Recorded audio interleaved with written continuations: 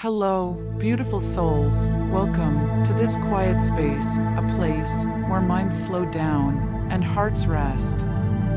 Before we begin this gentle, sleepy journey, just a small moment of support.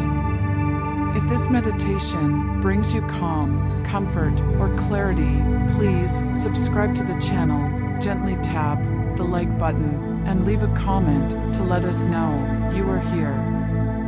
Your support helps us continue creating these peaceful spaces for your mind, for your heart. Now, there is nothing else you need to do, nothing to think about. Let's begin. Close your eyes now and slowly settle into a comfortable position. Take a gentle breath in and slowly breathe out.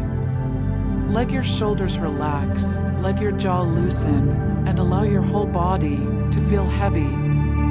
Now, let's gently explore something many of us have felt, even if we've never named it. Picture a room full of people. Not a bad room. Not an unpleasant night. The lights are warm and amber, strung low across a ceiling that hums faintly with ventilation. There is laughter somewhere to the left. Real laughter. The kind that rises without warning and fills a space the way smoke does, reaching every corner before anyone notices it arrived. There are conversations layered like sediment. One about a film, one about a promotion, one drifting between weather and politics and back to weather again. Someone is telling a story.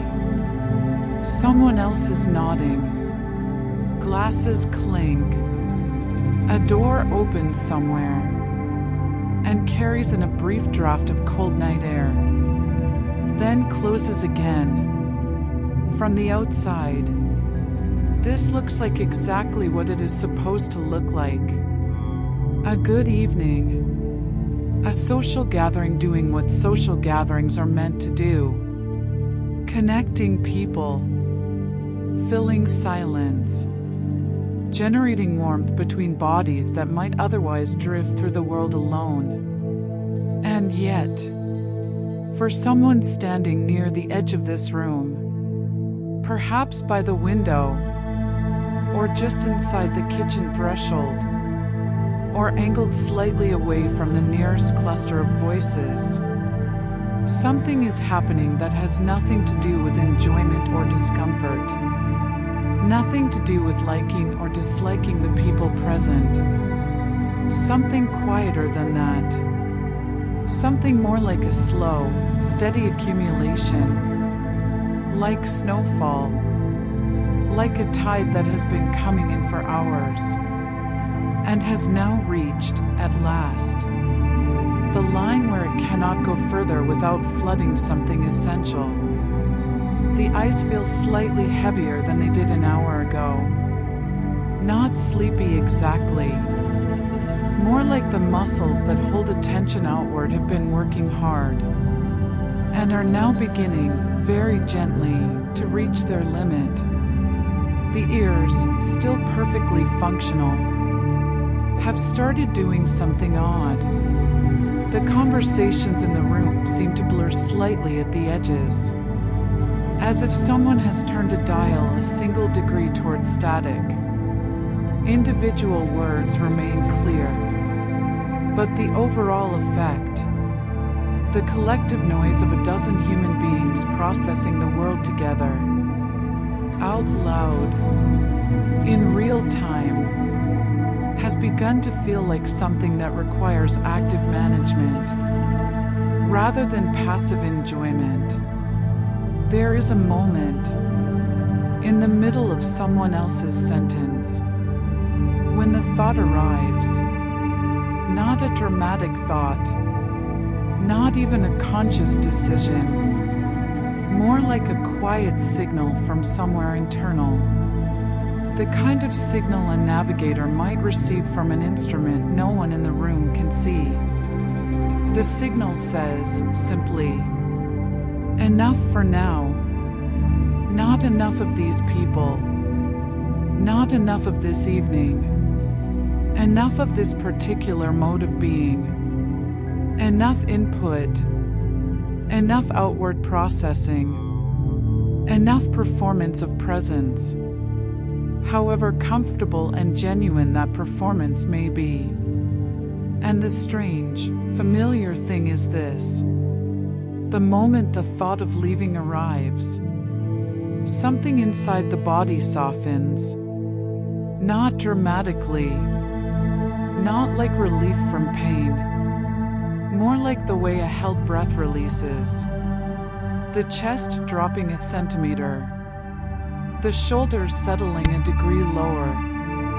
The jaw unclenching so slightly that no one in the room would notice. The body, anticipating stillness, has already begun preparing for it.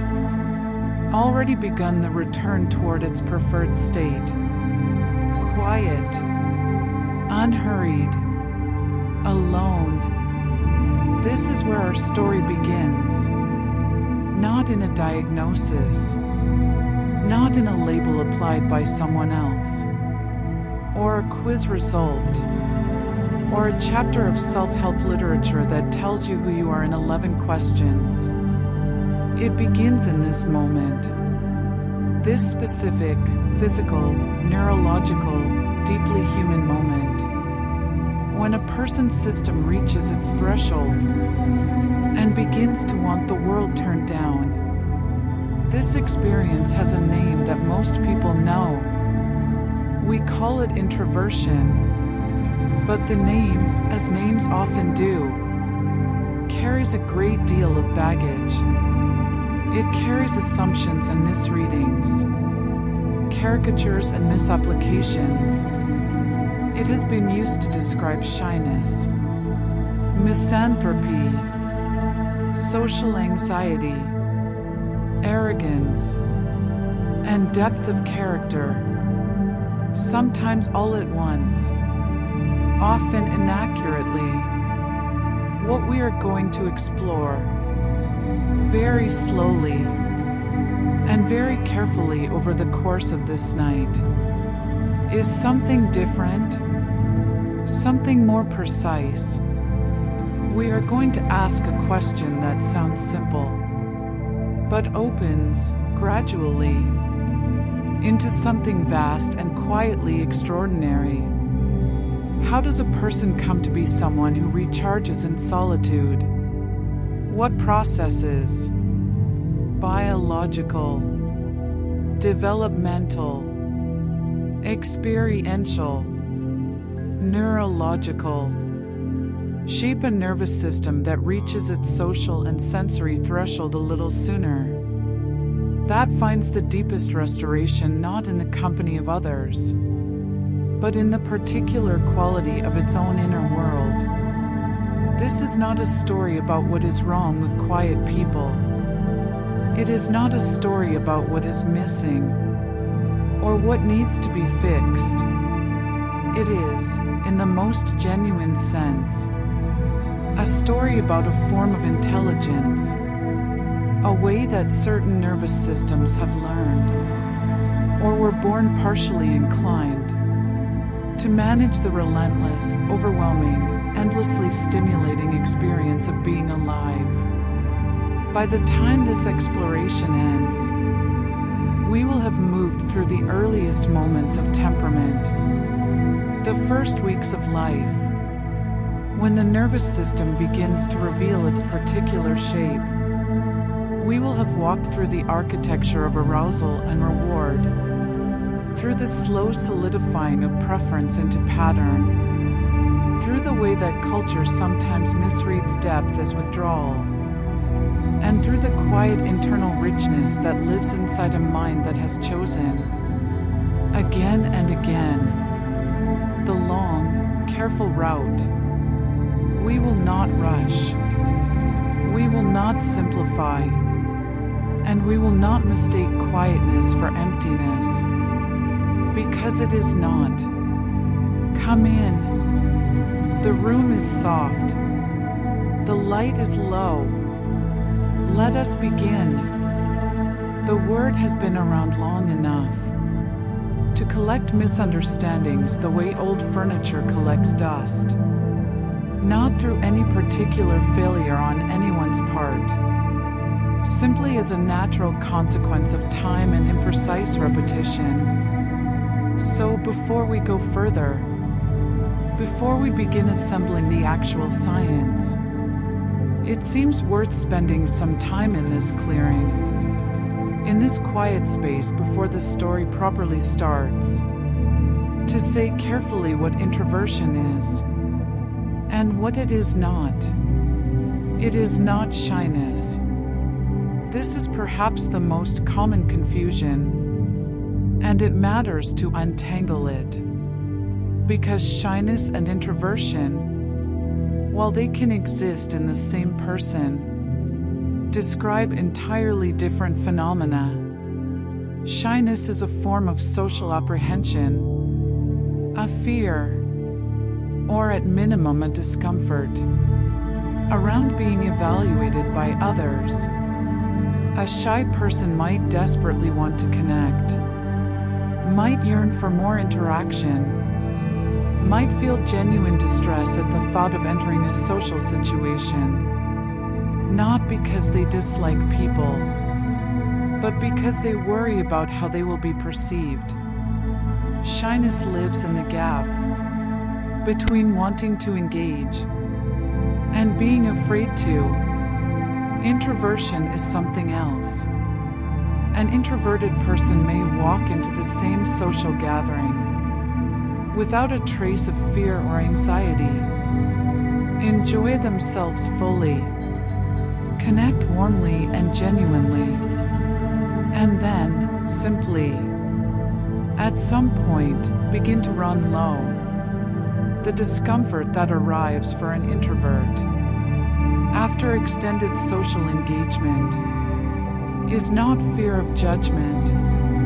It is something closer to saturation, like a sponge that has absorbed what it can, and now requires time to release before it can absorb again. A person can be both shy and introverted. A person can also be shy and extroverted, craving the stimulation of others, while simultaneously fearing their assessment. These are different dimensions, running along different axes, and collapsing them into one loses important information about how people actually work.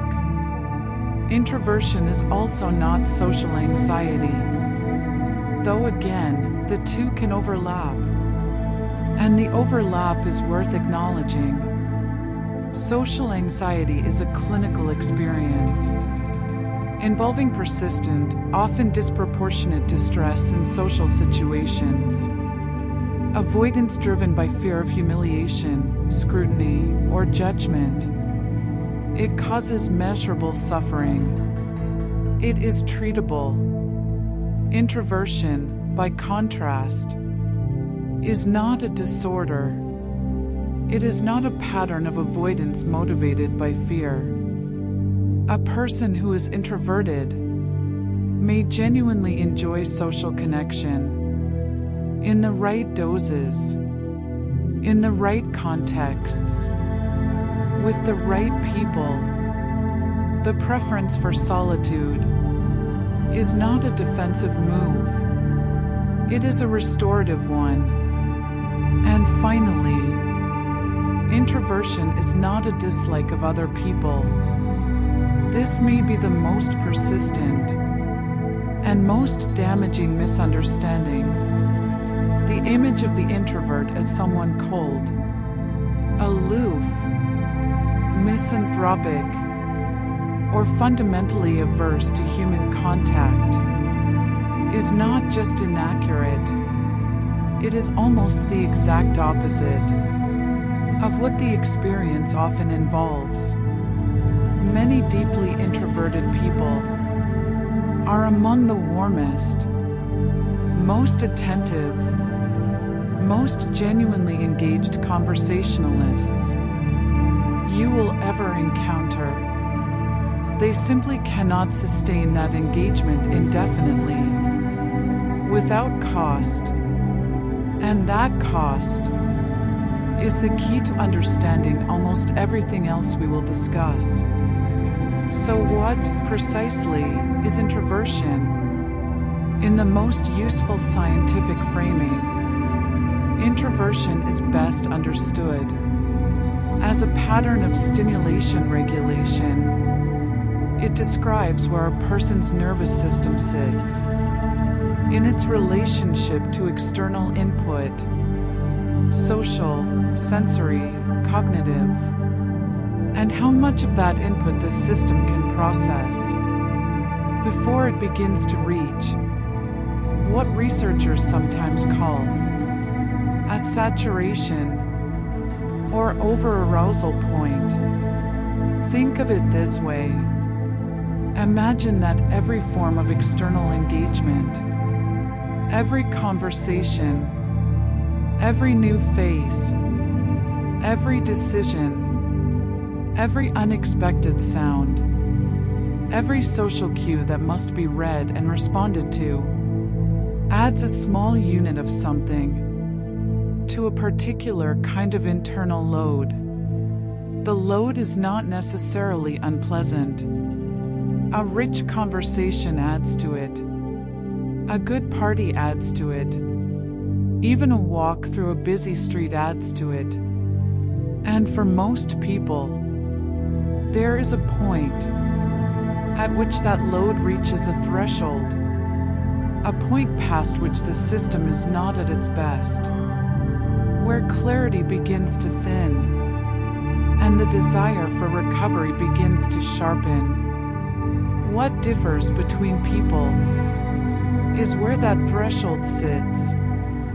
Research consistently suggests that introverted people tend to reach their optimal stimulation level, the level at which they feel most alert, most clear, most genuinely present. At lower doses of external input, extroverted people, in contrast, often need more stimulation to reach that same zone of optimal function. They may find that low stimulation environments feel dull, slow, or even slightly draining, where the introverted person finds them restoring. This is not about strength or weakness. It is not about who is more or less social, more or less capable, more or less suited to the world. It is about the particular calibration of a given nervous system, the set point around which it operates most cleanly. The experience of social interaction for an introverted person is often genuinely pleasurable. The research does not suggest, and this is important, that introverts enjoy connection less than extroverts do. What it does suggest is that the cognitive and physiological cost of sustained interaction tends to register differently, tends to accumulate more quickly or more noticeably in systems oriented toward introversion. Recovery for such a system happens most efficiently in conditions of reduced external demand, solitude, quiet, predictable, low stimulation environments. Not because these conditions produce some magical positive experience, though they often do, but because they allow the system to stop processing, stop monitoring, stop responding, and simply exist for a while, without a cue. This is introversion at its clearest.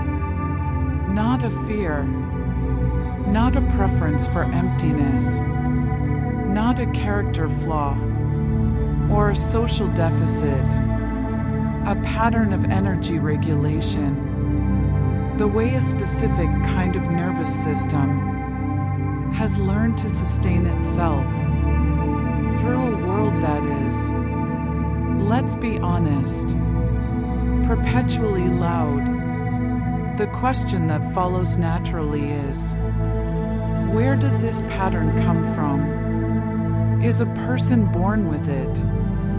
Does it develop? Is it shaped by what happens to them? Or is it baked into something more fundamental?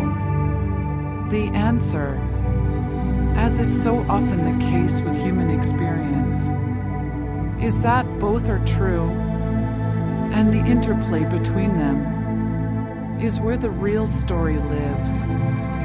Before a child can speak, before they can form a memory that will persist into adulthood, before they can be shaped by school or culture, or the particular emotional atmosphere of a household, they already have a style. This is what developmental researchers call temperament, and it is perhaps one of the most quietly revolutionary ideas in the entire science of human development, that from the very beginning, before experience has had time to accumulate into preference, before a person has enough past to have a pattern, there are already differences, already visible, already measurable, already meaningful differences in how individual nervous systems engage with the world. In the mid-20th century, psychiatrists Alexander Thomas and Stella Chess began a landmark project that followed children from infancy into adulthood, observing and documenting the range of ways that babies responded to their environments. What they found was not a blank slate that gradually received impressions from the outside world. What they found were distinctly different styles, consistent, persistent ways of engaging that appeared early and, to a remarkable degree, held their shape across years. Some infants approached new stimuli with ease. A new toy, a new face, a new sound. These things were met with curiosity, with reaching and exploring, with what the researchers described as a generally positive approach to novelty. Other infants responded to those same stimuli with wariness, not necessarily with distress, but with a kind of measured caution, a pause before engaging, a tendency to observe before approaching, a preference for the familiar over the new.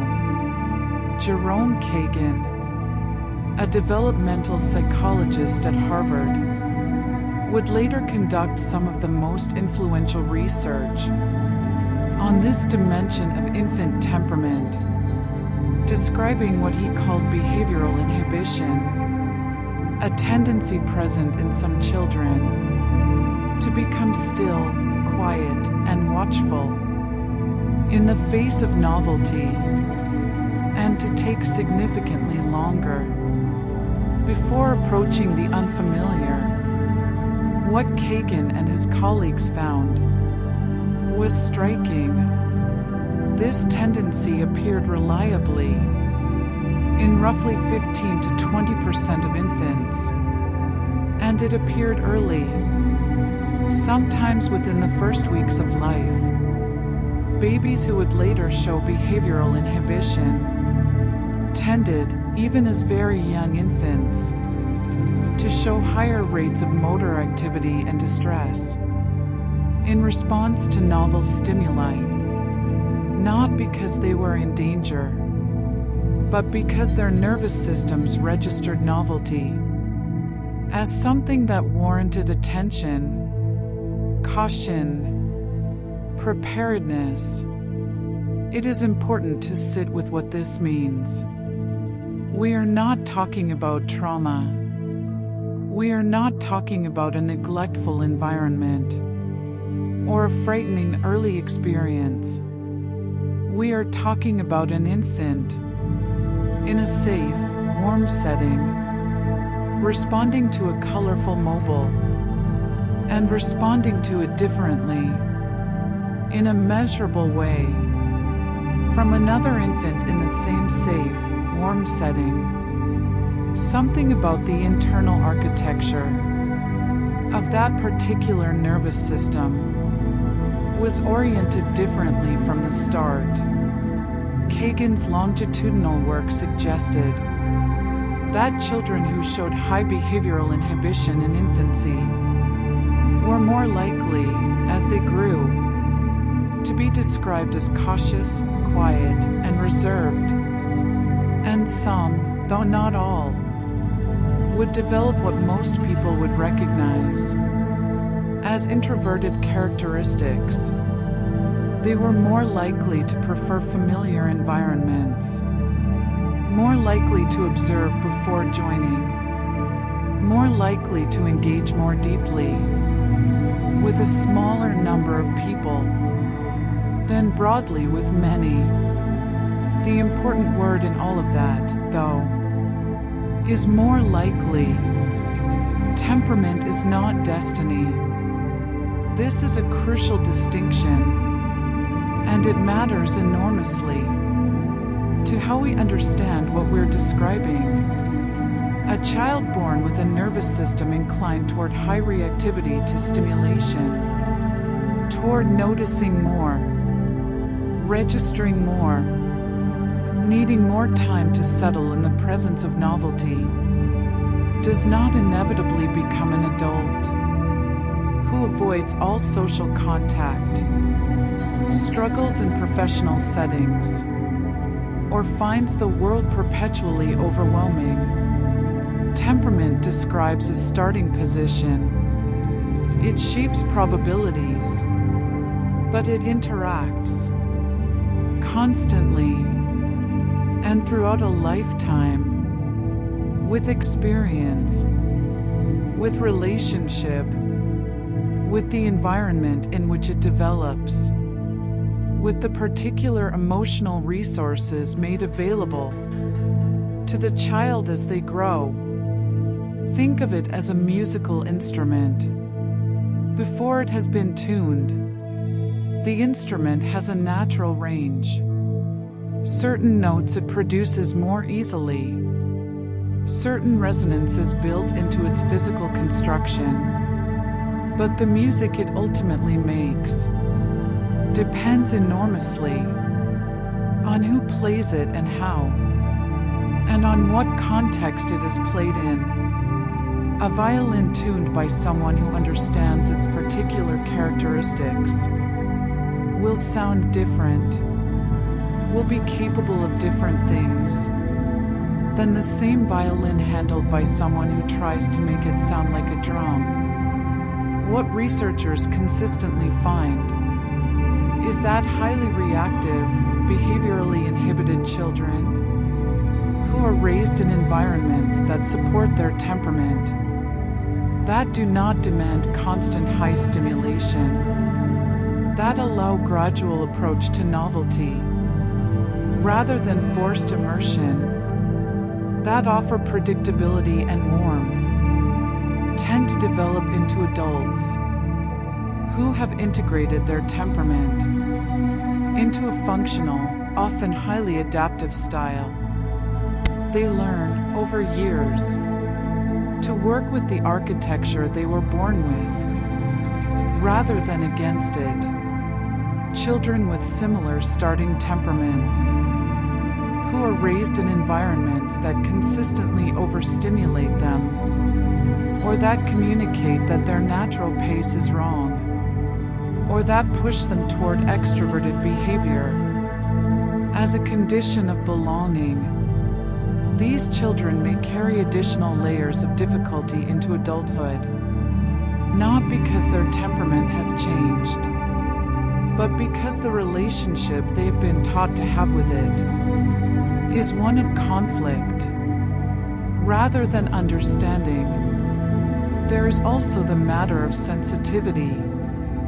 Research suggests that what some developmental psychologists call sensory processing sensitivity, a tendency to process environmental information more deeply and thoroughly, may be associated with the temperamental patterns we are describing. The highly sensitive child, as researcher Elaine Aron has written about extensively, tends to notice more details in the environment, to be more affected by subtle changes in light and sound, and social atmosphere, and to process experiences more thoroughly before arriving at a response. This is not a disadvantage. In any simple sense, the depth of processing associated with sensitivity can be a profound resource. It underlies much of what we recognize as careful thinking, nuanced social perception, creative depth, and attentiveness to the feelings of others. But it does carry a cost. In certain environments, high stimulation settings register more intensely, more quickly, and the system tends to reach its optimal load limit sooner. So we have, at the very beginning of the story, a nervous system shaped by both genetic tendency and the earliest developmental environment, a system that is already inclined towards certain thresholds, certain sensitivities, certain ways of meeting the world. This is the raw material from which introversion, in its fullest expression, will eventually be assembled. The scaffolding is in place, but much remains to be built. Somewhere inside the body, running from the base of the skull, all the way down through the chest, and into the abdomen, there is a network so ancient that it predates language, predates thought, predates the most recent layers of human sophistication, and yet it governs, in significant ways, how a person experiences the world from moment to moment.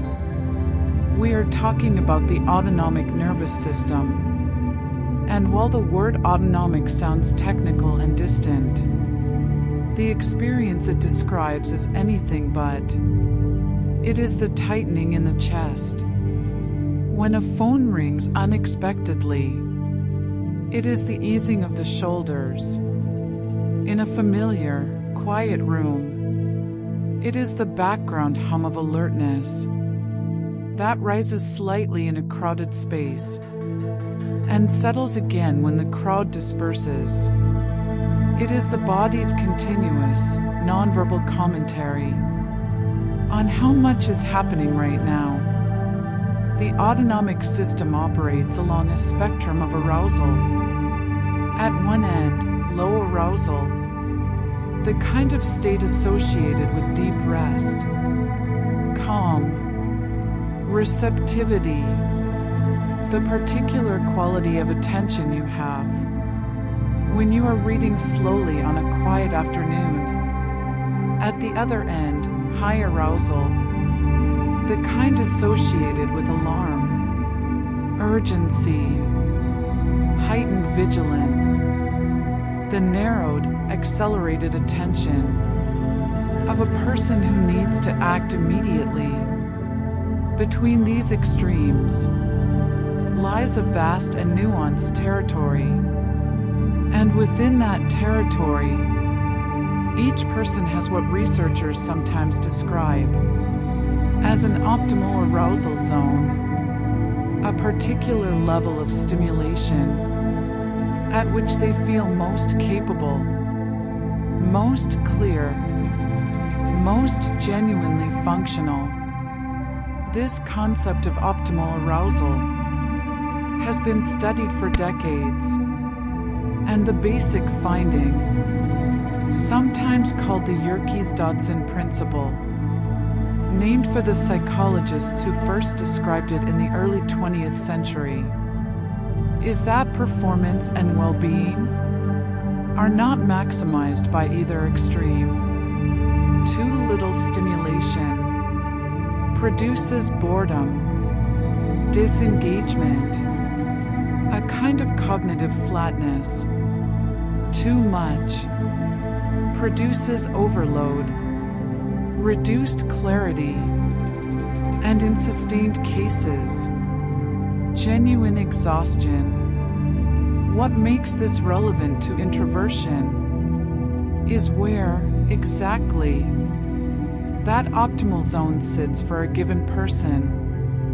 And here the research offers something genuinely interesting. Though, with appropriate caution, we should note that it is a field still developing, one where findings are sometimes replicated and sometimes complicated by new data. One influential theoretical framework, proposed by Hans Eysenck in the mid-20th century, and refined by many researchers since, suggested that introverts and extroverts might differ in their baseline levels of cortical arousal, the background level of activation in the brain's outer layers, where much of our conscious thought and sensory processing occurs.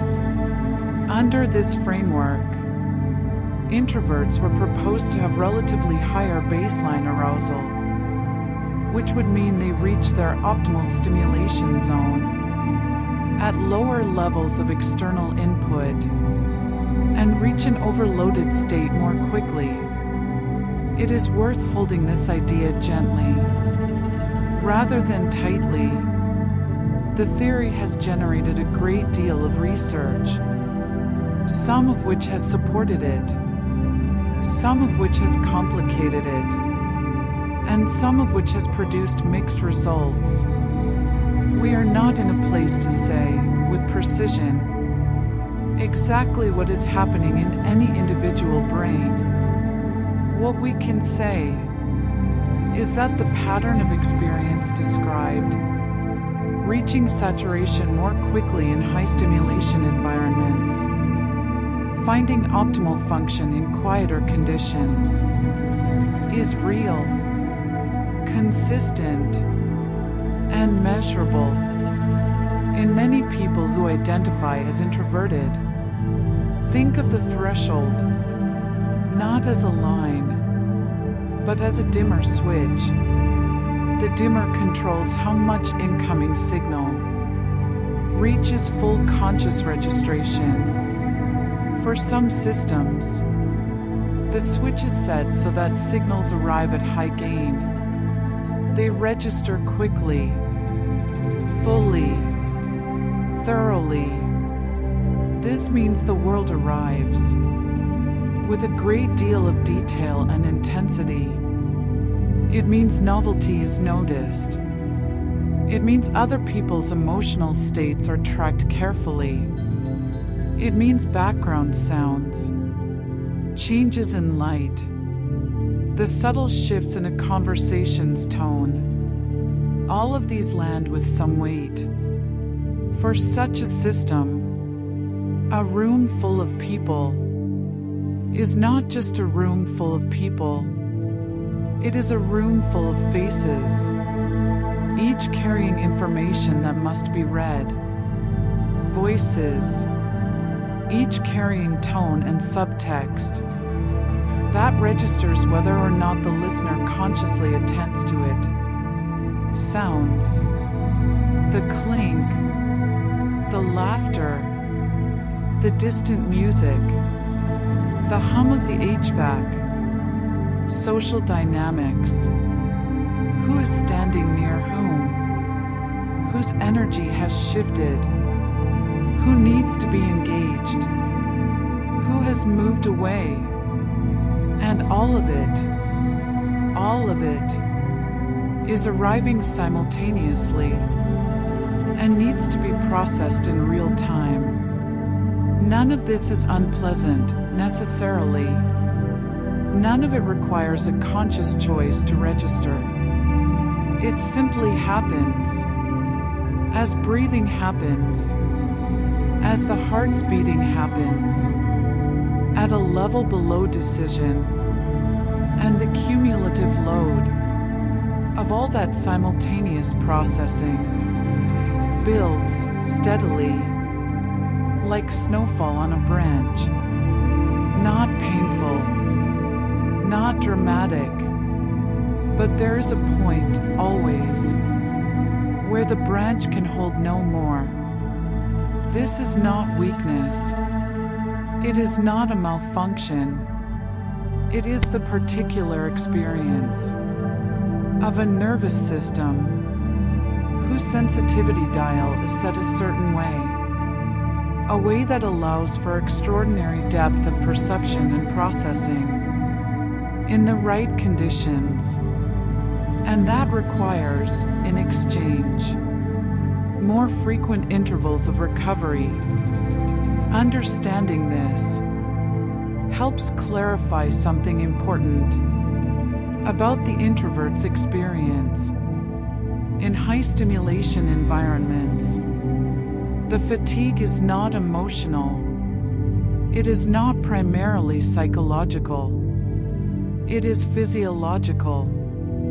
In a meaningful sense, a product of a system that has been running at high processing load for an extended period. The recovery required is not just emotional decompression, it is something more fundamental, a return to lower arousal, reduced demand, the quiet in which the system can reset. There is a temptation, when discussing social energy, to speak in metaphors, to say that introverts are like rechargeable batteries that drain faster in company.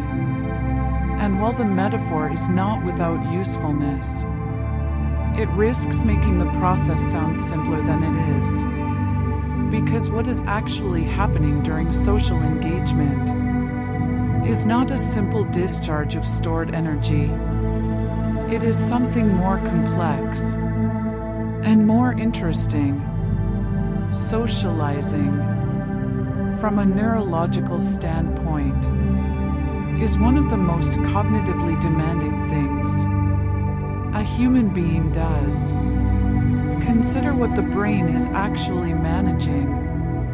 During a typical conversation, there is the language layer, receiving words, parsing meaning, tracking grammar and context, and the specific semantic field of this particular speaker.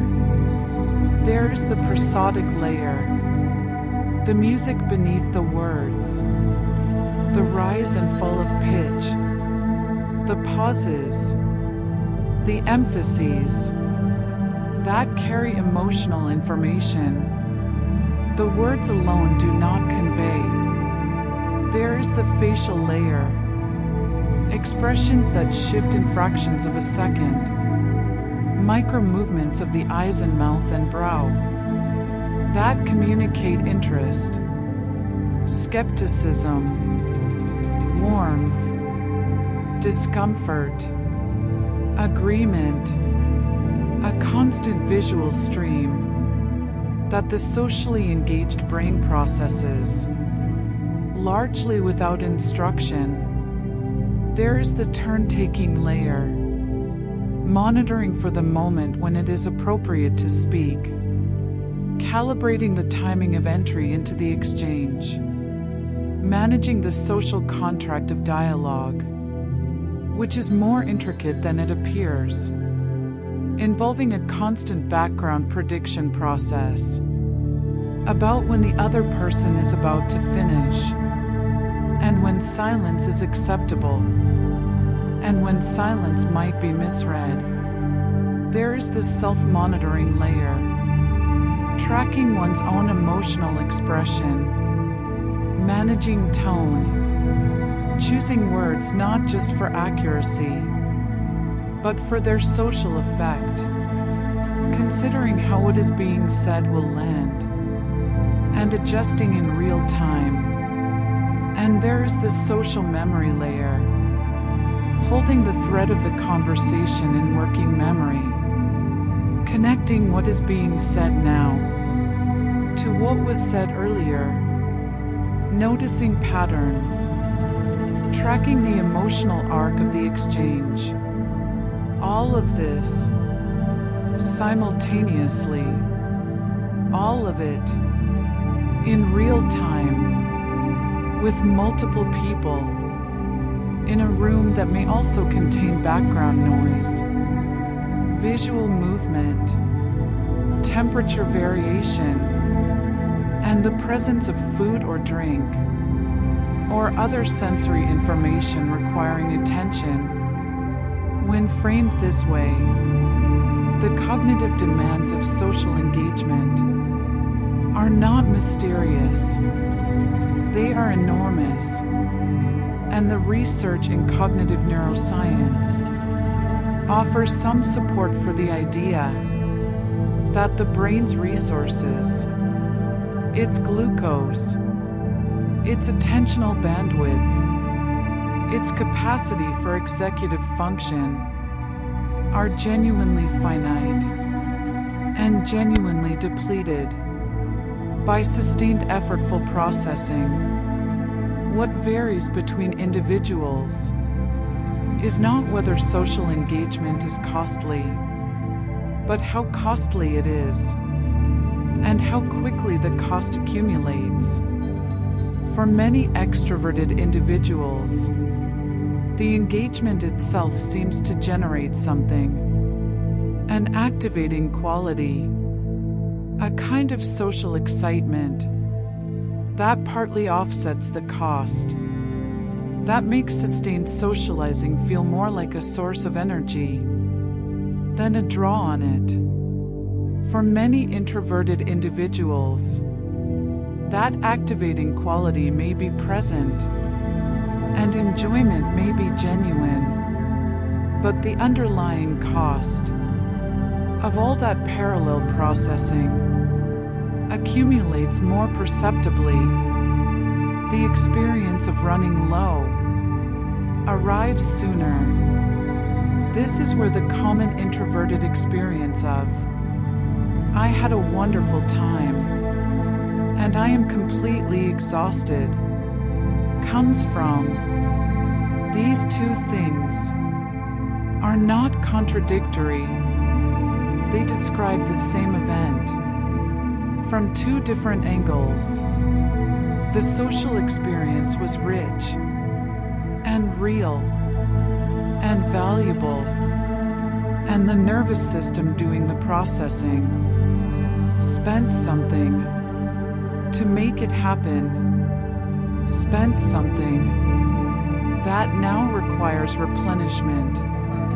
It is worth pausing here to emphasize what this does not mean. It does not mean that introverted people are poorly suited to social life. It does not mean that they are suffering when they engage socially, or that their enjoyment is somehow less authentic than an extroverted person's. It means that the metabolic model, the account of what it actually costs to be socially present, plays out differently across different nervous systems, and that for some systems, the cost is higher, the depletion faster, the recovery need more pronounced. This is the core of why understanding introversion matters. Not to pathologize, not to excuse, but to illuminate, to make visible the actual mechanism behind an experience that millions of people have had and struggled to articulate. The sense of depletion after socializing is not imaginary. It is not evidence of something wrong. It is a real response to a real cost. Now we arrive at the other half of the equation. Not the depletion, but the restoration. Not what costs, but what replenishes.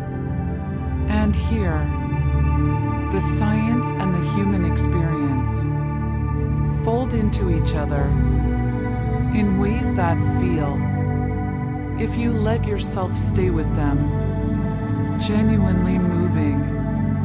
The body has two broad modes of operation. You have heard them named before, in some context or another: the sympathetic nervous system and the parasympathetic nervous system. These are not as dramatic as their reputation sometimes suggests. The sympathetic system is not always emergency. The parasympathetic is not always sleep. They operate along a gradient, continuously, in every waking moment, and the ratio between them shapes the texture of experience in more ways than most people realize. The sympathetic mode is the active, engaged, outward-facing mode.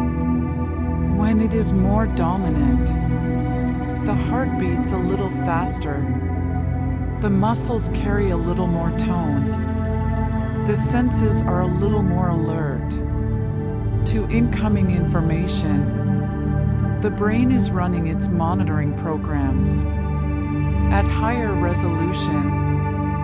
This is the mode of engagement, of presence, of tracking and responding, and performing, and deciding. It is not bad. It is necessary.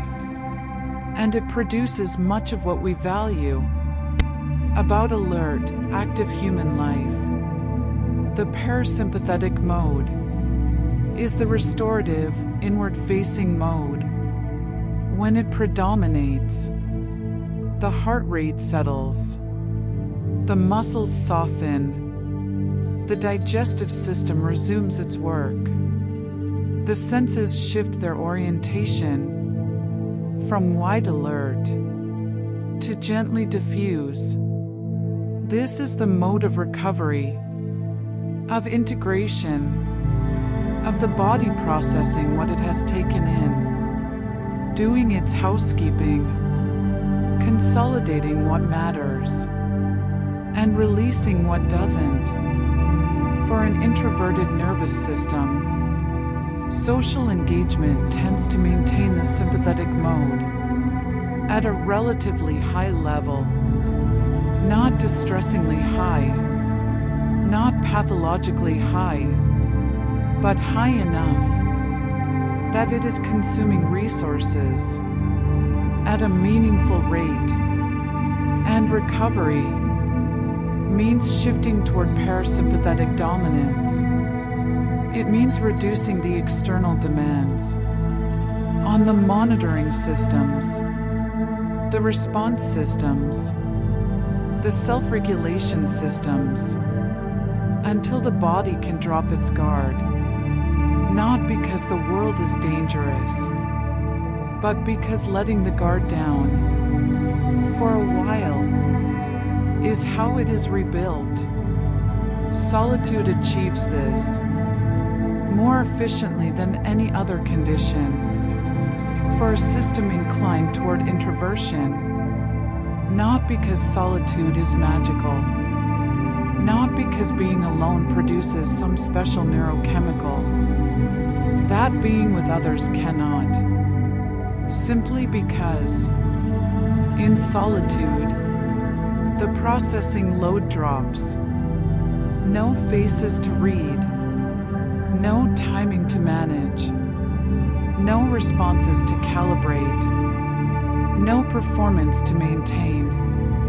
The brain's monitoring systems can stand down, and the body can exhale. Not once, but continuously, for as long as the aloneness lasts. There is something important to distinguish here, because it is frequently confused in how introversion is discussed. The solitude that restores is chosen solitude. It is the quiet room, sought deliberately. After a full day, it is the walk alone in the evening, because the body asked for it. It is the hour of reading, or creating, or simply sitting, without agenda. Isolation, unwanted aloneness, the kind that arrives through circumstance, or rejection, rather than choice, is a different experience entirely, and tends to produce the opposite of restoration. Research on loneliness consistently finds it to be one of the more reliably harmful states a human being can occupy, associated with elevated inflammation, disrupted sleep, accelerated cognitive decline. Isolation is not solitude. Loneliness is not introversion. The distinction is choice. And choice changes everything about what the experience actually does to the body. The introverted person, who has learned to read their own system, who knows when it is time to step away, who has made peace with that need, who has built a life that includes sufficient intervals of restorative quiet, is not a person in a state of deficit. They are a person who has learned one of the more sophisticated and underappreciated forms of self-knowledge, accurate awareness of their own system's rhythms, and the willingness to honor those rhythms without apology. That knowledge takes years to develop, and for many people, it arrives through a long process of trial and error, of exhaustion and recovery, of slowly learning to recognize the signals that say enough, and slowly giving themselves permission to listen. Let us talk about pleasure. Let us talk about what feels good, and why it sometimes feels good to different people in such different ways. Dopamine has become, in popular culture, something of a celebrity neurotransmitter, credited with everything from motivation to addiction to the particular satisfaction of checking items off a list. The real picture is considerably more nuanced, and neuroscientists have spent decades untangling it. But there are aspects of what dopamine does, or more accurately, what the brain's reward circuitry does, that seem relevant to understanding introversion if we hold them gently and without overclaiming. The brain's reward system is not simply about pleasure. It is more precisely about the anticipation and pursuit of reward, about motivation, about what the brain learns to reach for, and about how much of a signal a given experience produces in the circuitry that says, That was worth doing. Do it again. Research suggests that there may be meaningful individual differences in how sensitive a given person's reward circuitry is to social stimulation, to the reinforcing quality of social interaction, novelty, and the kind of engaged, high-energy engagement that characterizes extroverted behavior. Some research has found associations suggesting that, on average, extroverted people may show somewhat stronger activations in certain reward-related brain regions in response to social stimuli and novel, exciting situations. Introverted people do not necessarily show less pleasure. In these situations, the relationship is more subtle than that. But the particular charge, the galvanizing quality of high stimulation social reward, may not register with quite the same intensity. What introverted people often do report is a different quality of reward, one associated not with broad social stimulation, but with depth. A long, focused conversation, a creative problem, worked through slowly and thoroughly, a book read over many hours, its world becoming more real as the day grows quieter around it. The satisfaction of understanding something carefully, of taking a complex idea and turning it over until its facets become clear. These are not lesser pleasures. They are simply pleasures that tend to arrive in low stimulation conditions, conditions under which the system is not managing overwhelming input, conditions in which the brain's attentional resources are not being divided, but concentrated. And for a nervous system that functions best under moderate stimulation, this kind of deep, focused, quiet engagement may produce something that feels more satisfying, more genuinely rewarding than the exciting but metabolically expensive stimulation of high-energy social environments. This concept, sometimes described as the optimal stimulation or optimal arousal framework, suggests that each person has a range of stimulation within which they function most effectively and experience the deepest sense of engagement and reward. For introverted systems, that range may sit somewhat lower on the arousal spectrum, meaning that lower stimulation activities not only feel more manageable, but actually feel more intrinsically rewarding.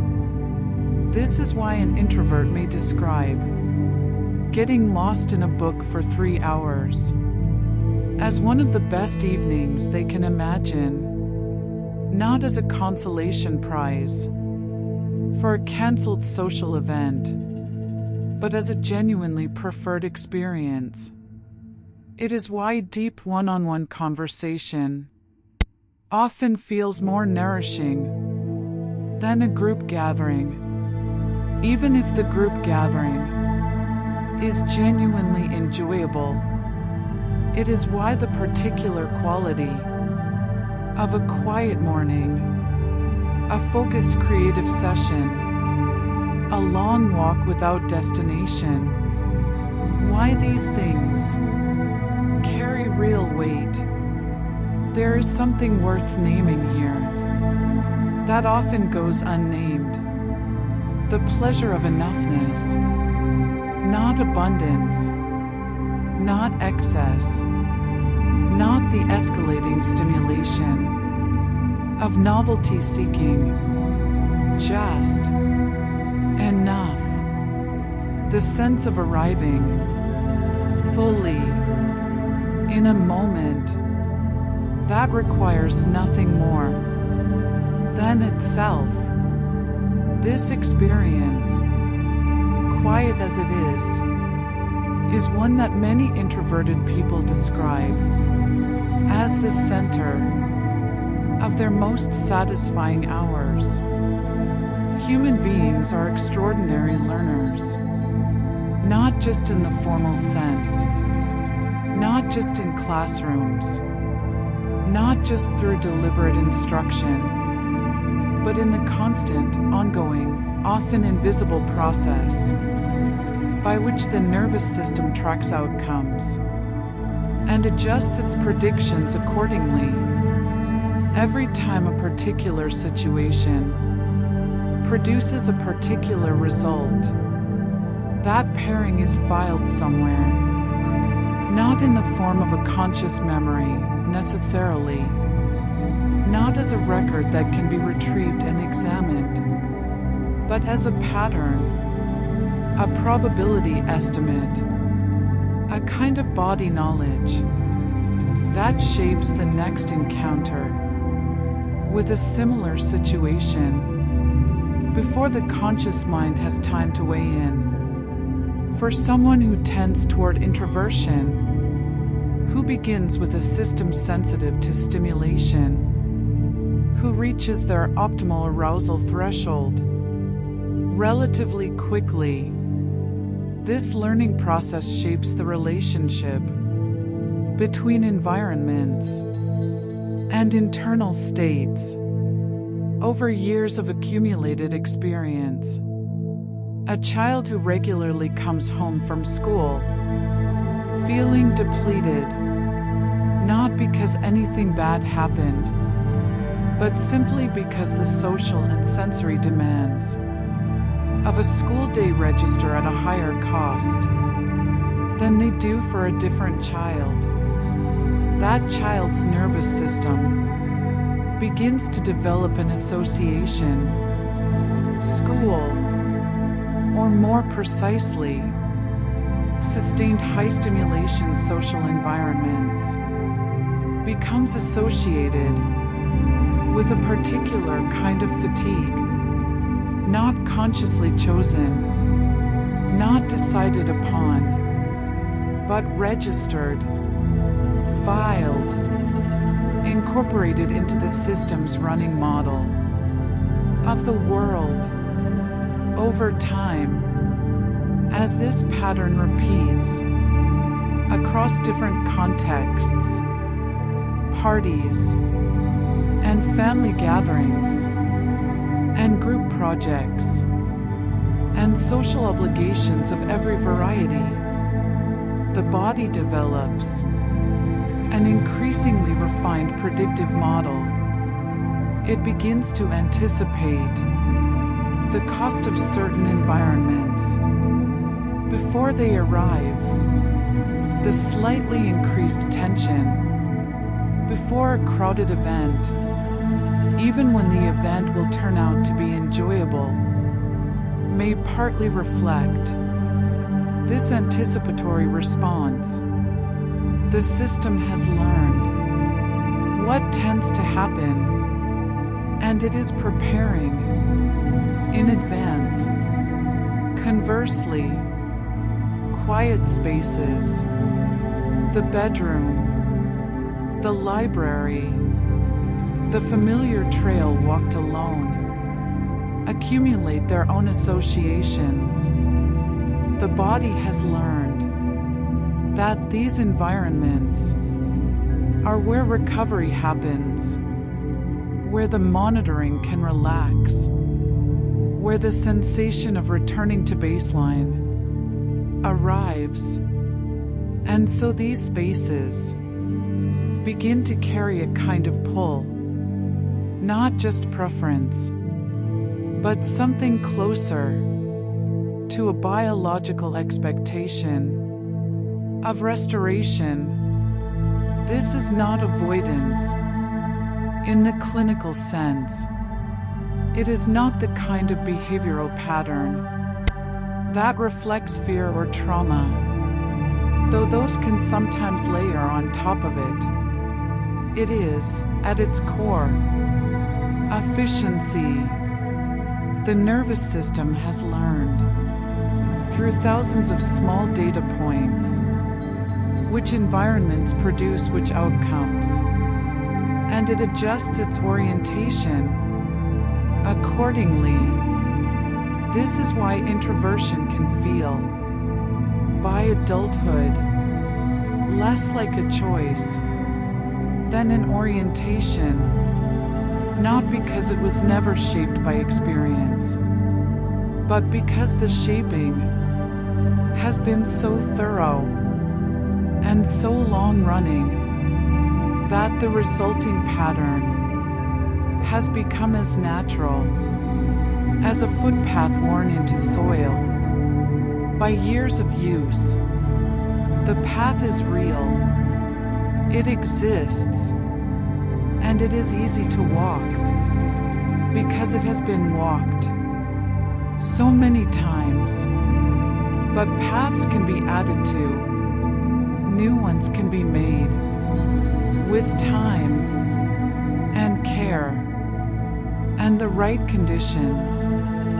The pattern of introversion is not a cage.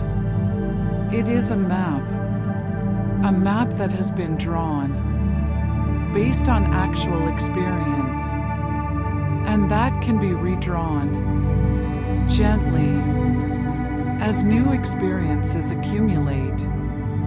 There is a particular quality of attention that becomes available when stimulation is low. You may have experienced it yourself, regardless of where you sit on the introversion-extroversion spectrum. Perhaps late at night, when the house is quiet and the phone is face down and the light has narrowed to a single lamp, or early in the morning, before the day has accumulated its demands, or in the middle of a long project, deep in concentration, when time has stopped advertising itself, and the work is simply happening.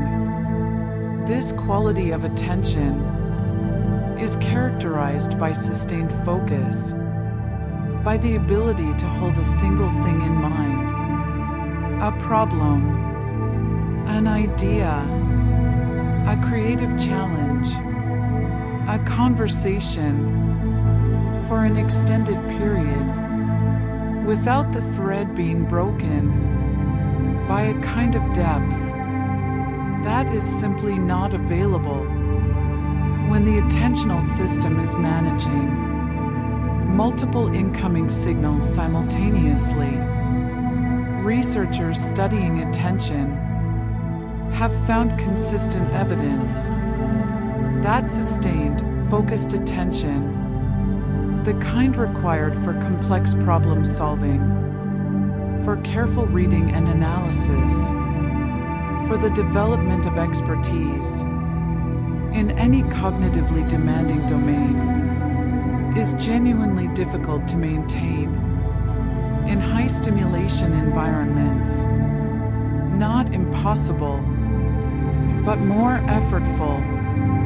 The resources that would go toward depth must be shared with the resources required for environmental monitoring, social tracking, and the management of distraction.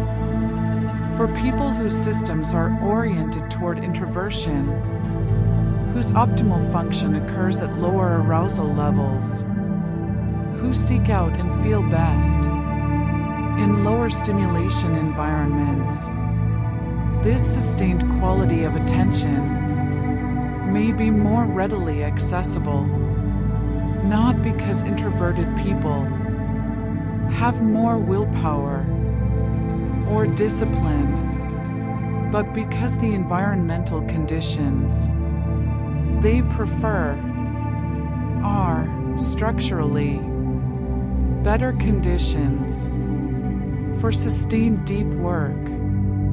This may partially explain a pattern that researchers have noted, though cautiously, without overgeneralizing, that introverted individuals often show particular strengths in tasks requiring sustained attention, careful deliberation, thoroughness, and depth of analysis. Not that extroverts cannot perform these tasks. They absolutely can. But the conditions that introverts naturally seek and create are conditions that tend to support precisely this kind of cognitive engagement. There is also a quality to decision-making and communication that emerges in the introvert's characteristic style.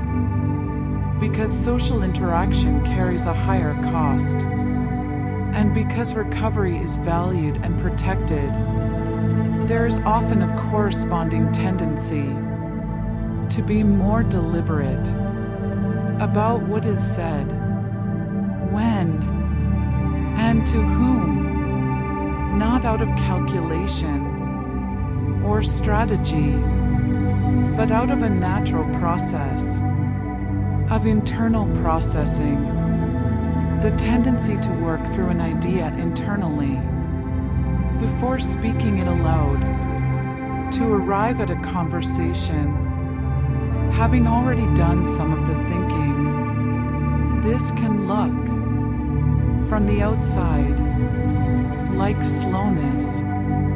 It can look like hesitation in environments that reward quick response, rapid articulation, the ability to think loudly and out loud.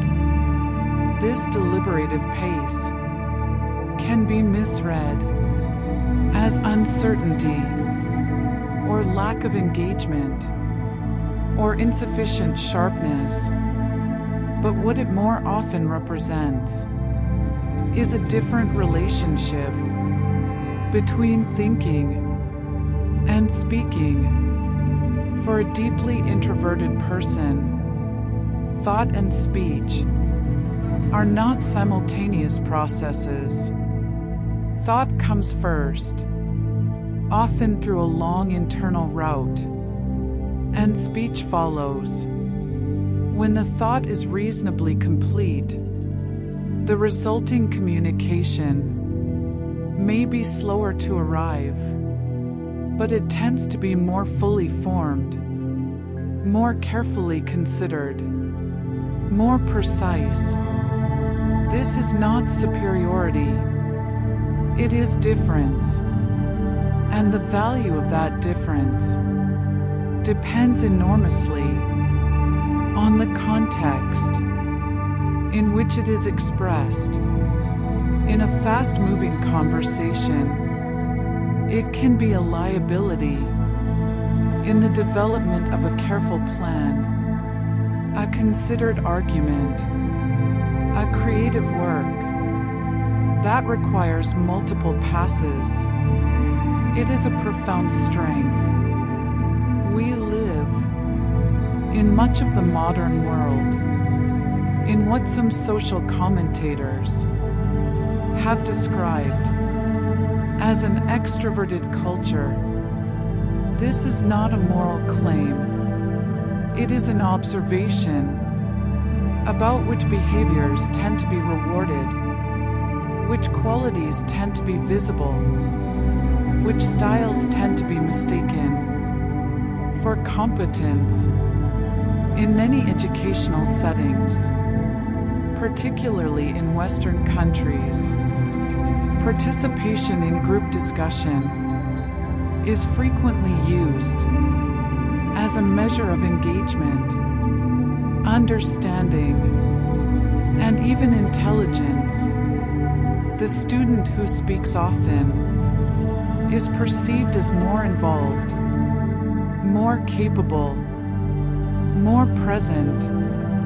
The student who speaks rarely, who listens carefully, who processes thoroughly before responding, who may have the most nuanced understanding of the material, but who does not broadcast that understanding in real time, may be perceived as disengaged, even when the opposite is true. In many professional environments, a similar dynamic operates. Leadership is often associated with visibility, with the willingness to speak first, to hold the floor, to project confidence through volume and assertion. Research has found that in many workplace settings, the person who speaks most tends to be rated as more competent, regardless of whether the content of what they say warrants that rating. The ability to quickly formulate and vocalize a position is mistaken regularly and consequentially for the quality of the thinking behind the position. This is not without reason. In certain contexts, speed and decisiveness are genuinely valuable. In a crisis, or in a fast-moving negotiation, or in the kind of work that requires rapid iteration and real-time problem solving, the ability to think and speak simultaneously is an asset.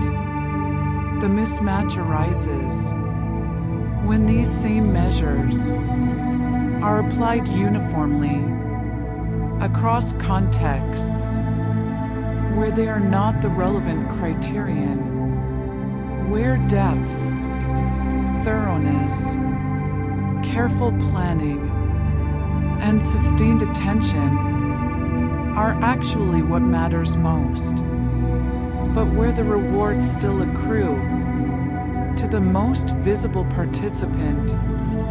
Susan Cain, in her widely read exploration of introversion, named this phenomenon the extrovert ideal, the cultural script that prizes the man of action over the man of contemplation, the quick thinker over the deep thinker, the networker over the focused specialist. Whether one agrees with every element of her analysis or not, the basic observation points at something real. There is a systematic tendency in many modern institutions to reward the style of extroversion and to undervalue or to simply fail to perceive the style of introversion. The consequences of this bias are not abstract. They play out in hiring decisions, in performance reviews, in educational assessments, in the social hierarchies of workplaces and classrooms. A person whose competence is expressed through depth rather than display, through considered output rather than continuous visibility, may consistently be underrated in environments that have not learned to look for the form their contribution takes. This is not a call for resentment. It is an invitation to precision, to the recognition That visibility is not the same as value. That articulation speed is not the same as quality of thought. And that the range of what constitutes genuine contribution is far broader than many institutional systems have learned to measure. Introversion in the current cultural moment is frequently misread, not maliciously, simply through the application of a dominant template that does not fit every shape. The task of building more accurate, more complete understanding is partly the work of individuals coming to know themselves more clearly, and partly the work of institutions becoming better at seeing the full range of what human capability actually looks like. Here's something that rarely gets said clearly enough. The interior of a quiet person is not quiet. The external stillness, the preference for low stimulation environments, the relative economy of speech, the tendency to observe rather than immediately respond. This does not map onto an internal world that is sparse, or slow, or dim. If anything, the evidence suggests the opposite. The system that chooses to reduce its external output is very often running a great deal of internal process when the senses are not managing a high-input environment, when the social monitoring systems are not tracking multiple people simultaneously, when the need to perform or respond in real time is removed, the mind has resources available that were previously occupied. And for many introverted people, those resources flow inward. What happens in that inner space is richly varied. For some, it is a continuous, deeply textured stream of thought, ideas connecting to other ideas, memories informing current perceptions, hypotheticals playing out in something like an internal theater. For some, it is primarily imaginative, the spontaneous generation of scenarios, characters, possibilities, the building of worlds that exist nowhere but in the mind, and yet feel fully inhabited. For others, it is more reflective, a continuous processing of experience, a sorting, an integrating, a meaning-making that turns the raw material of lived events into something that can be understood and used. Research on the brain's default mode network, a set of regions particularly active when the brain is not focused on external tasks, when a person is daydreaming or thinking about themselves or others or the future, has found that this network is often quite active in conditions of low external stimulation. And what happens in the default mode is not random noise. It is some of the most sophisticated processing the brain does. the construction of narrative self, the simulation of other minds, the integration of complex emotional material, the generation of creative ideas. This is where the equation becomes particularly interesting. For introverted experience, the conditions that introverted people seek, quiet, low stimulation, solitude, are, structurally, the conditions that allow the default mode network to operate most fully. The inner life that many introverted people describe as rich and vivid and central to their experience is not coincidental. It is partly the product of the time and space they create for internal processing.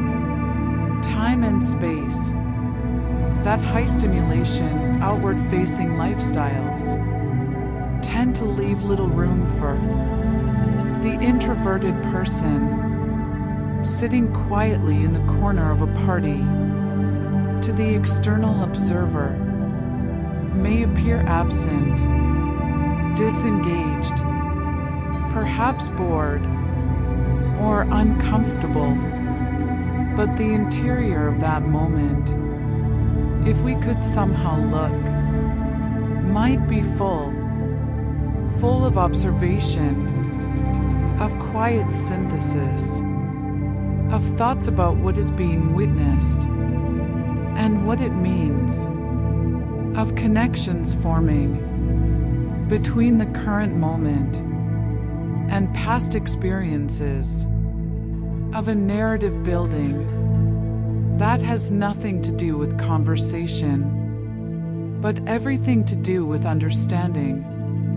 There is a particular quality of inner richness that comes from spending significant time with oneself, not with devices, not with content, not with the continuous stimulation of entertainment, but genuinely alone with the workings of one's own mind.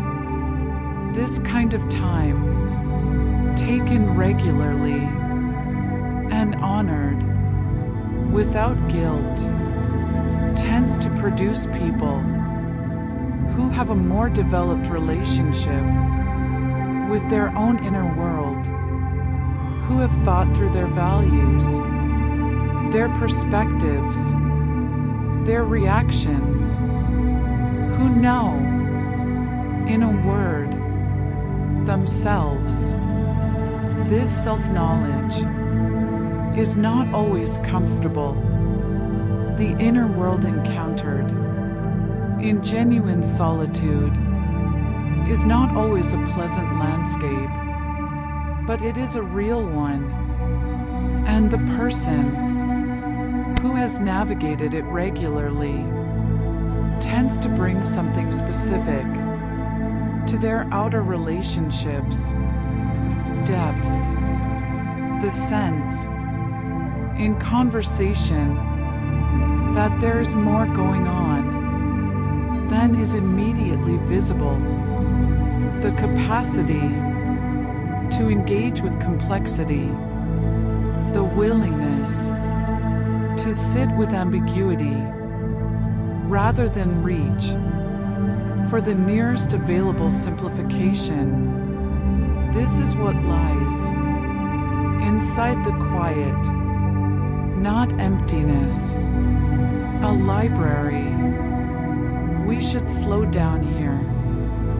We should be careful, because this is where well-intentioned frameworks can sometimes do harm through imprecision, introversion, and anxiety are not the same thing. This has been said before, but it deserves more than a brief mention. It deserves careful, full treatment, because the confusion between them can lead a person to misidentify their own experience in ways that matter enormously. Introversion, as we have explored, is a pattern of stimulation preference and energy regulation. The introverted person who steps away from a party after a few hours, who prefers one-on-one conversation over group dynamics, who finds a quiet weekend deeply satisfying. That person is, in the main, not suffering. They are regulating. Their choice to limit or structure their social engagement comes from an accurate reading of their own system's needs, not from fear. Social anxiety is different. Social anxiety involves distress, genuine, often disproportionate distress around social situations. It is motivated by fear of evaluation, fear of embarrassment, fear of being seen and judged unfavorably. A person with social anxiety does not simply prefer less stimulation. They feel afraid in ways that may be disconnected from the actual level of threat present. They may avoid social situations, not because those situations cost more energy than they want to spend, but because those situations feel genuinely dangerous, even when they are not. The key distinction when trying to understand your own experience is motivation, is the withdrawal from a social situation, a choice that comes with a sense of rightness, the body's honest signal that it needs less right now. Or is it a choice that comes with dread, with the fear of what might happen if you stayed, with relief that feels more like escape than recovery? These two experiences, introversion's preference and anxiety's avoidance, can coexist in the same person, and often do. Someone can be genuinely introverted and also have social anxiety.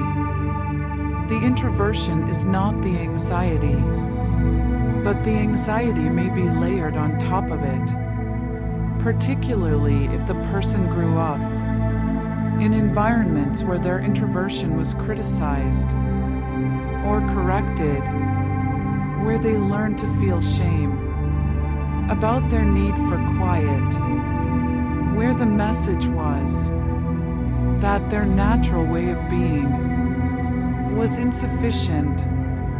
When anxiety is significant, when it is causing real suffering, when it is limiting a person's life in ways they do not want, when the avoidance feels compelled rather than chosen, that is a situation where professional support can genuinely help.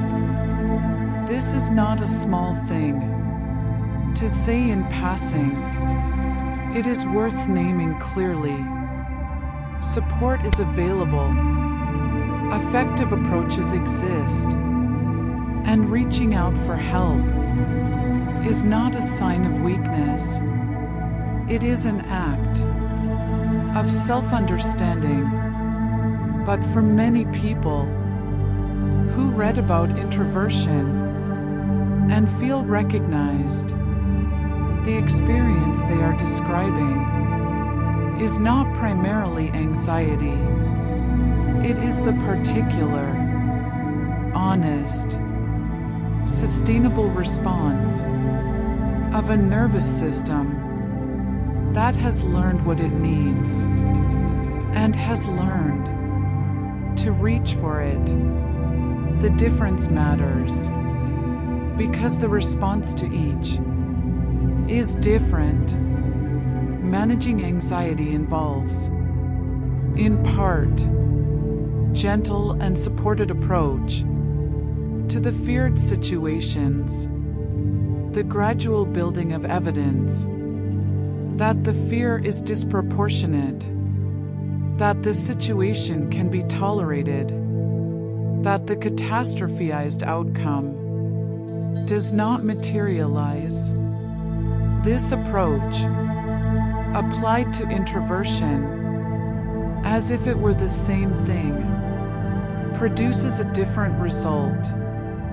Not the building of confidence, but the draining of a person's reserves, the overriding of an accurate internal signal, the accumulation of exhaustion in service of a premise that was not right to begin with. Understanding the difference is not a luxury, it is foundational to understanding what you actually need. There is a word that rarely appears in discussions of introversion, but that may describe its function more accurately than many of the more common terms. That word is conservation. When we think about how biological systems manage resources, how they allocate what is available to what is necessary, how they protect what is essential from depletion, the patterns we see are not wasteful. They are efficient. They are the product of long experience, whether evolutionary or developmental, or simply accumulated over years of lived life. Introversion, understood as a tendency to reach stimulation thresholds sooner and to prioritize restorative conditions, functions as a form of resource conservation, not in a deliberate sense, not as a strategy, not as a policy, but as an organic pattern of energy management that, when honored, tends to produce a particular kind of sustainability. Consider what happens when an introverted person consistently ignores their system signals, when they push through the internal sense of saturation, when they stay at the party past the point where their body asks to leave, when they take on more social obligations than their system can comfortably sustain, when they structure their life so that quiet recovery time is always sacrificed to the next obligation. The short-term outcome is familiar, a kind of grinding fatigue, a loss of acuity, a thinning of the internal resources that support clear thinking, creativity, genuine warmth in relationships, and the simple pleasure of being alive. This state, sometimes called introvert burnout, is recognizable to many people. The sense of being hollowed out, of going through motions, of interactions that should feel meaningful, falling flat.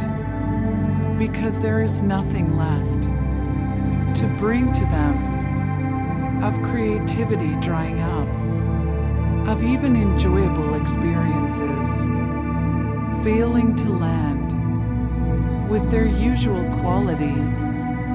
This is what happens when the conservation function of introversion is overridden for too long. What happens when it is honored, when enough quiet is built into the structure of life, when recovery is protected as deliberately as obligations are met, is something quite different. The system maintains its reserves. Clarity persists. Genuine engagement remains available. The moments of connection, though perhaps less frequent, arrive with full quality rather than depleted approximation. This is not laziness. This is not avoidance. This is not a failure to rise to the challenge of social life. It is the practical intelligence of a system that knows its own rhythms and that has learned, perhaps through hard experience, that honoring those rhythms is not optional. If quality of function and genuine presence are the goals, there is a broader application here.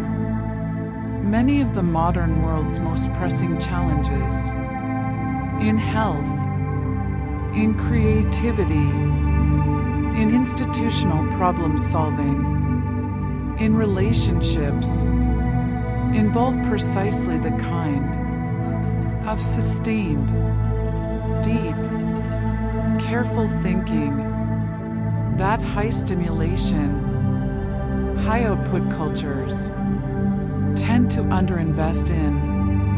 The conservationist orientation of introversion, the tendency to guard attentional resources, to seek conditions that support depth over breadth, to choose fewer but more complete engagements, is not just a personal management strategy.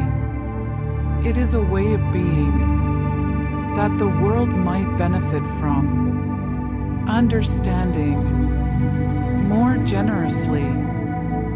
This is one of the questions people ask most often about introversion, sometimes with hope, sometimes with resignation. Does it change? Will I always be this way? Does growing older shift the fundamental orientation? The answer research tends to offer is somewhat, and in specific ways, and not in the ways people usually hope or fear. The underlying trait, the basic orientation towards stimulation thresholds, the preference for restorative quiet, the particular relationship between social engagement and energy cost tends to remain relatively stable across a lifetime. Large longitudinal studies following people from early adulthood through middle age and beyond consistently find that while personality shows some change over time, particularly in qualities like emotional stability and conscientiousness, the introversion-extroversion dimension shows notably strong stability. People who are introverted at 20 tend, in the main, to be introverted at 50. This is not discouraging news. It simply means That introversion is not something to be waited out, grown out of, or treated as a developmental phase. That will eventually resolve into a more outwardly engaged style. The underlying orientation is real, and it persists. But here's what does change. And what changes is meaningful. Skills develop, experience accumulates, and with both comes something that looks, from the outside, very much like increased extroversion, but is better understood as increased competence at managing an introverted system in a world that requires some degree of outward engagement. A 22-year-old introvert at a professional conference for the first time may feel overwhelmed, may find the small talk excruciatingly costly, may leave early, and spend the following day in near total recovery. A 45-year-old introvert at a similar conference may seem, comparatively, quite comfortable. They have learned which conversations to prioritize. They have developed an internal scheduling sense, a feel for when to engage deeply and when to gracefully disengage. They have built strategies, often unconscious, for managing their energy. Across the day, they arrive knowing what they will need afterward, and they have arranged for it. This is not a change in the underlying trait. It is the accumulation of strategies layered over a stable foundation. The foundation has not moved, but the building constructed on it has become more sophisticated, better adapted, more capable of functioning effectively across a wider range of conditions. There is also the matter of self-acceptance. Research on personality and well-being consistently finds that acceptance of one's own traits, the cessation of the internal conflict between who one is and who one believes one should be, is associated with measurably better outcomes across multiple domains of life. Introverted people who have arrived at genuine acceptance of their introversion, who no longer spend energy fighting it, apologizing for it, or performing extroversion as a means of appearing normal, tend to report greater satisfaction, greater clarity, greater ease in their relationships. Age, for many introverted people, brings this. Not always, not automatically, but the accumulated evidence of having survived social situations that once seemed daunting, of having built relationships on terms that worked, of having found work and environments and rhythms that fit. All of this tends to soften the internal war. The trait remains. The relationship with the trait improves.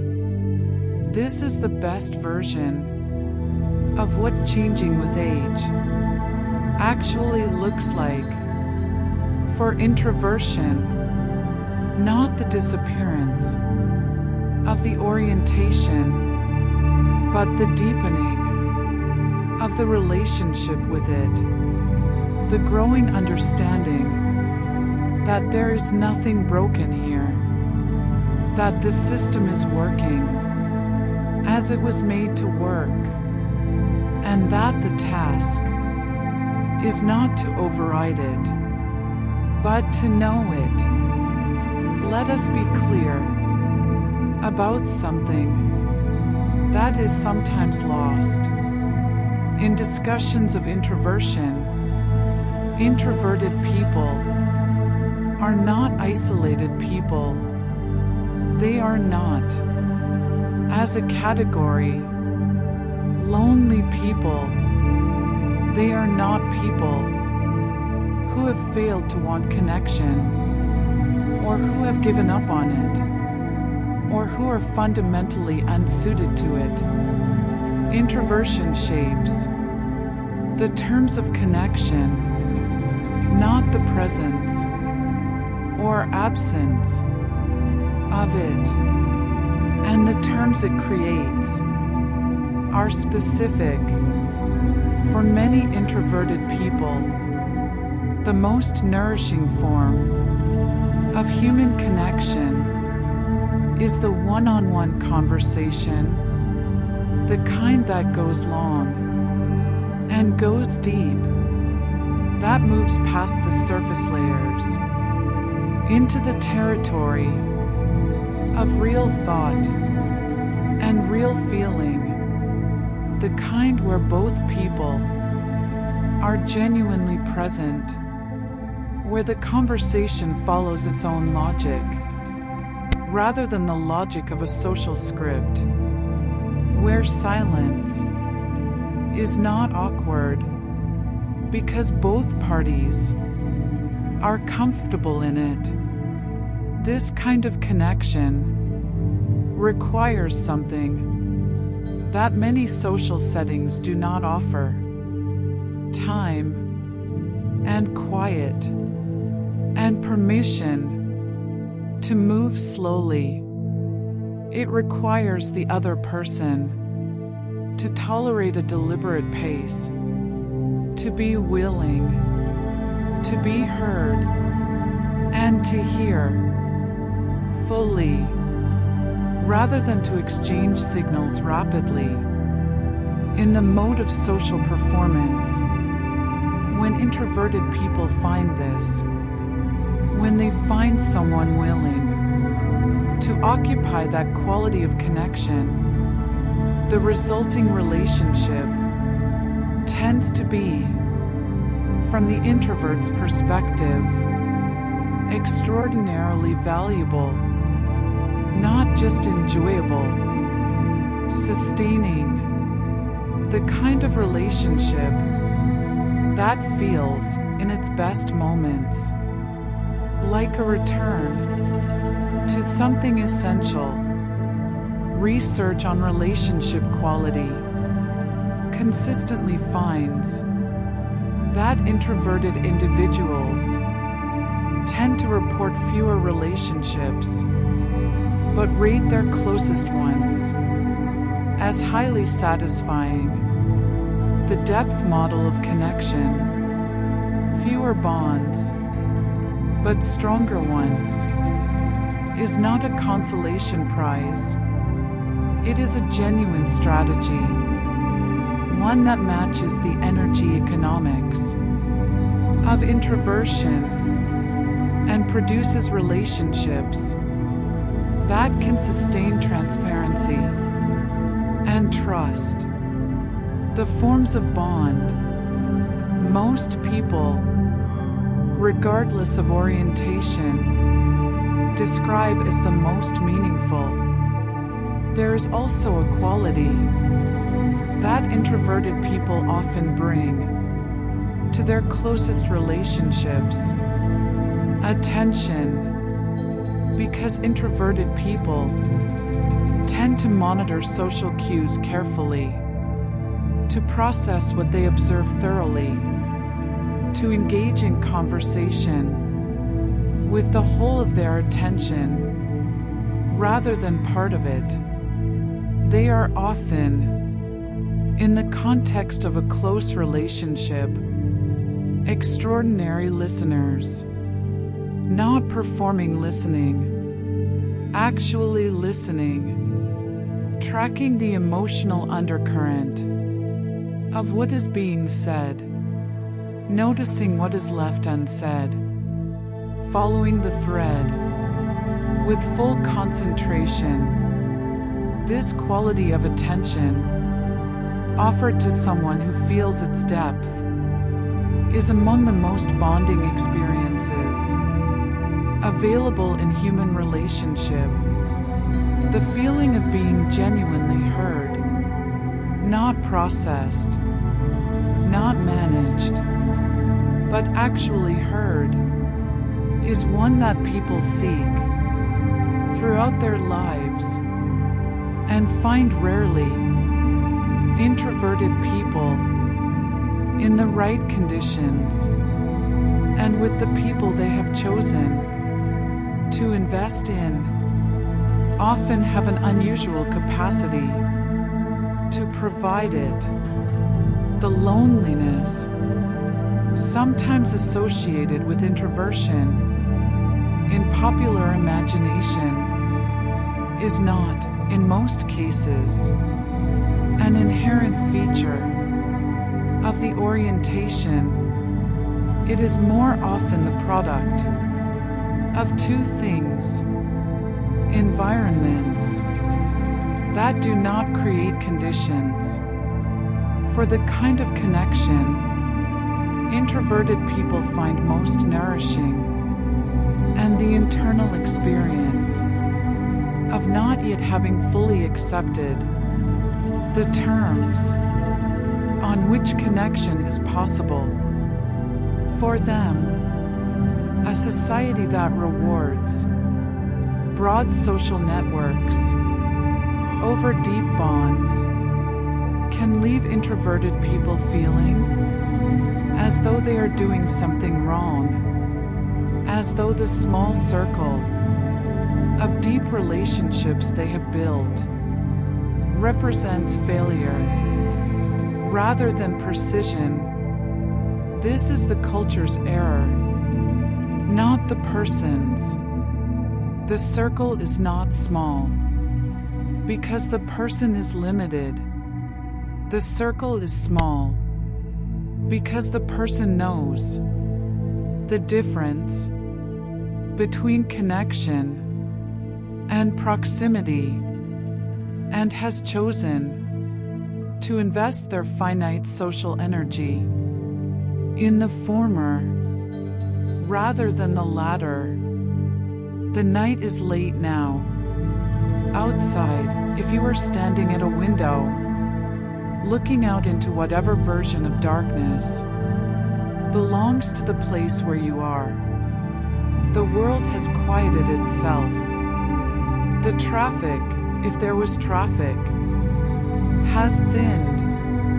The voices that travel through walls and floors have ceased.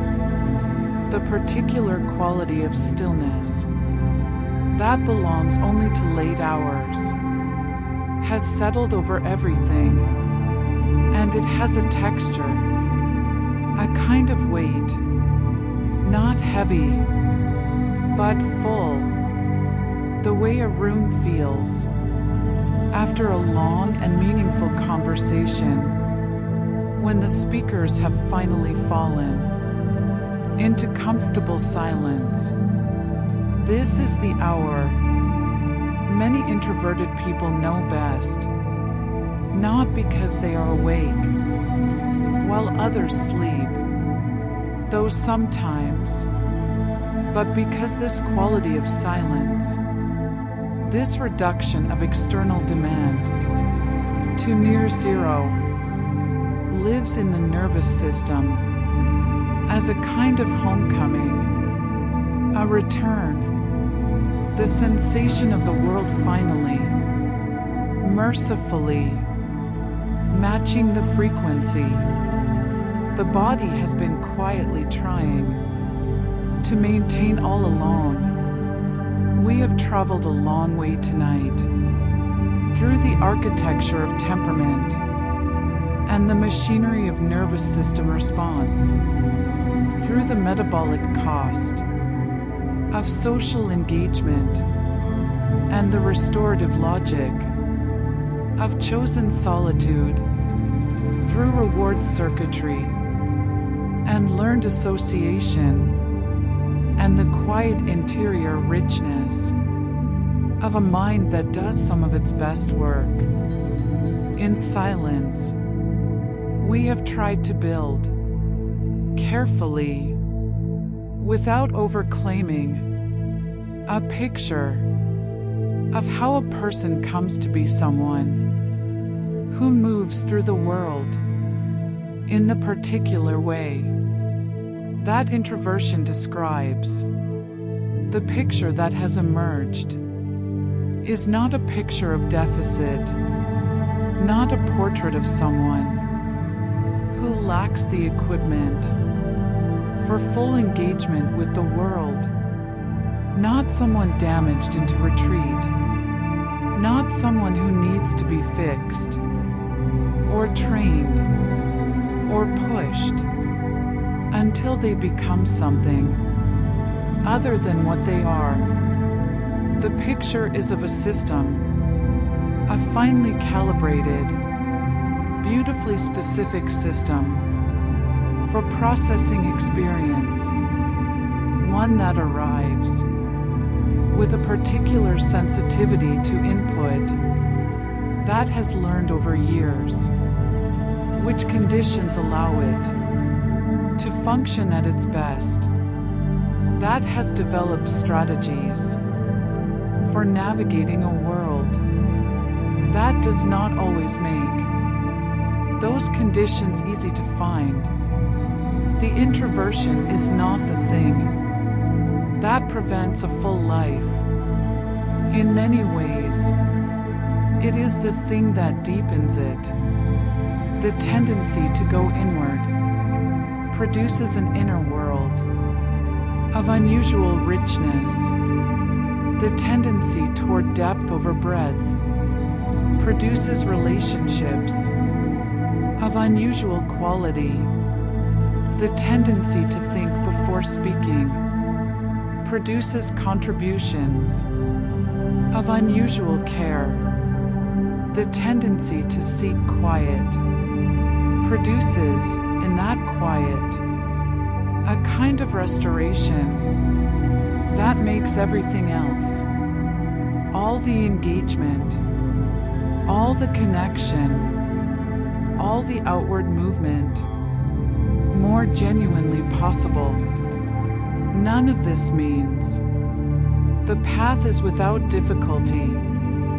Culture will sometimes ask for more than the system can comfortably give. Environments will sometimes be poorly suited to how the system works best.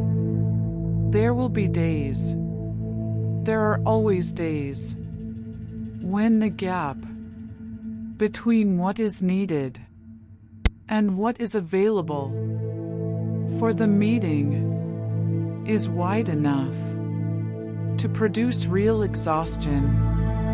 But exhaustion is not failure, and the need for quiet is not a sign that something is missing.